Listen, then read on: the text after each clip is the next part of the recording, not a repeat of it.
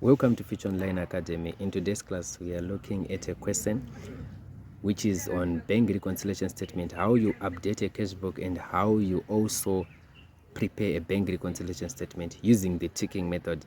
You are given an examination question. The following are extracts from the cash book, and the bank statement of Batanice Supermarket. Batanice Supermarket. You are given the cash book, which has got bank columns only.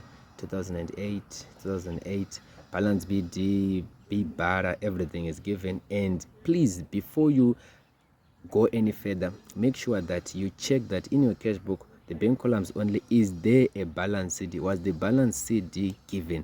If it is not given, you need to calculate that balance CD. I hope we are clear. Then we've got a balance BD. It is given 4,300. I will explain where that balance BD work is going to be applicable. Henceforth, looking at the bank statement, you are given the debit and the credit, and you are given an overdraft of 1,200. You are required to update the cash book to draw up the bank reconciliation statement on 31 October 2008. What do you do? Here's the question: how do you solve? How do you update? Many of you have never encountered this type of question. You are just used to those questions whereby you are given statements and you need to derive the unpresented checks, you need to derive everything. If you're not familiar with the formulas of the bank reconciliation statement, I will definitely give you these formulas because I've compiled a PDF on that area. Henceforth, we now want to start the ticking method.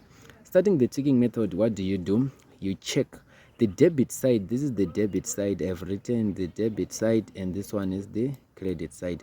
So when ticking, what do? You need to know that the debit side of the cash book, it corresponds with the credit side of the bank statement. That's how you tick. For example, 450 is available. You tick, let me do it. Yes, you tick 450, tick neatly 450. There is 450 on the credit side of deposit. You tick. Then there is C Calvin 600. Check, is there any 600 in the bank statement? Yes, we are going to tick the 600 in the cash book and also tick the 600 in the bank statement. Then you check again. 325 S Sarawoga. Is there any 325 in the bank statement? A deposit of 325, correct. The same date, 17. You tick, then you tick like what I'm doing. That's what you do in an examination. Whether you're writing ACA, you're writing ACA, or either you're writing financial accounting, A-level accounting, O-level accounting, you tick if you encounter this type of question. We come back to our cash book. We are given El Limo 550. Is there any 550 there? Correct. On the 22nd, there was 550. You tick. Then Gigara 375. There's no 375. It means that the cash book, we recorded 375, but we did not record the bank statement did not recognize the 375. You don't tick. You just let it like that. Moving forward, we have on the credit side. This credit side will contradict with the debit side of the bank statement. What are you going to do? We now tick purchases 2050. Yes, the 2050 is also the 0031 on the 5th. City Council 1600. Yes, we have 1600, and we will definitely tick the 1600. We have 800 ZESA. Do we have 800 in the bank statement? No, we don't have. We don't tick. Just leave it like that.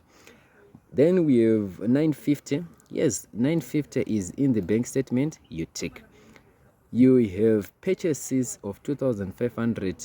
Are there any purchases of 2,500 bank statement? There are no purchases. We are now done with ticking. Here comes the question: how are we going to prepare an updated cash book after ticking everything like this? What am I going to do? What am I required to do? Please take note that to prepare an updated cash book, you come to your bank statement. Coming to your bank statement, what are you going to do? I want to show you how I've prepared my bank reconciliation, my updated cash book, which is 5 marks. I'm going to show you how I've prepared it, and I'm going to explain also how do you prepare it.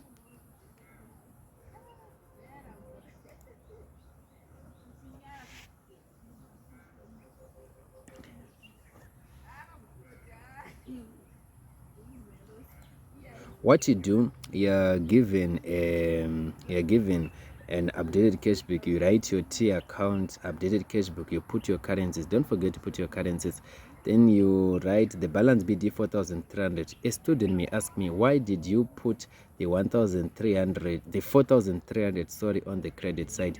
If we come back to our question on the cash book, the 4,300 is on the balance sheet is on the debit, hence the balance BD is on the credit. It means that in the updated cash book, you are going to record that figure on the credit side. That's why you're seeing my 4,300 on the credit side. Then you move on, we go on we move on to the bank statement. In the bank statement, the debit side is going to be recorded on the credit side in the updated cash book. What are you going to do? We have interest on bank overdraft 235 and ledger fees of 305. You record them on the credit side of the updated cash book 235 305. Then you come back in your bank statement. You are just going to check or record the items which you did not tick. For example, 715, we did not tick 715, and we did not tick 213, we did not tick 305. What are you going to do? 715, you're going to take the 715 and it will be recorded as dividends. Record it as it is. Dividends. You look for a balance CD. Why balance CD on the debit side? Because there is a shortfall on the debit side. Henceforth, it will be balance BD 4125. Remember, an account, a T account does not end with the balance CD. That's why we have 4125. Moving forward, we now want to prepare a bank reconciliation statement. To prepare a bank reconciliation statement, you now use information in the information in the cash book. You use information in the cash book. Using information in the cash book, I want to show you something before we prepare bank reconciliation statement. I want to explain this format. We have got formats here, what I call pro forma bank reconciliation statement, where there's a no overdraft and no bank errors. These are the formulas, but what I'm going to use right today, I'm going to use a bank reconciliation statement with a bank overdraft. With the bank overdraft, I'm saying we are going to start with an overdraft balance as per cash book. Let me show you my bank reconciliation statement as a 31 October 2008. That's how you write in your examination. You write overdraft balance as per cash book. Where am I getting my overdraft balance as per cash book of 4125? I go back in the updated cash book. That's the balance BD which I got of 4125. I record it as it is. Then less unpresented checks. I am going to go back to my cash book. Where am I going to get the unpresented checks? The unpresented checks, we gave them to maybe to the supplier, and they did not present them to the bank for payment.